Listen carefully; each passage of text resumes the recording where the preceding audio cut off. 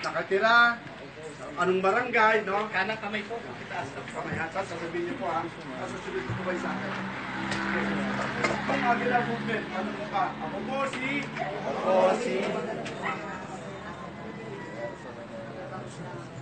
ay sumusumpa na magiging mata at tenga ng ating lipunan. Ipaglalaban ang katiwalian sa gobyerno. Susulong ang karapatan ng mahihina. Tulong ang karapatan ng mga mahihina. Lalo na ang kalayunan at marantang tagalusod. Lalo na ang karapatan ng ito. Susundin ko ang mga prinsipyo at ideya Sundin ko ang mga prinsipyo at ideya ng buong Avila.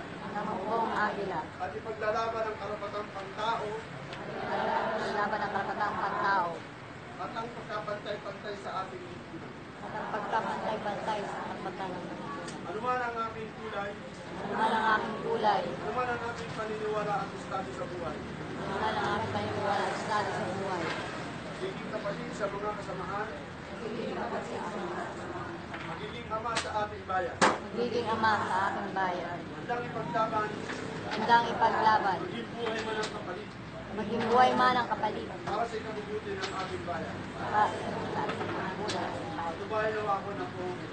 Para ito ako ng Maraming salamat po. Ito po ay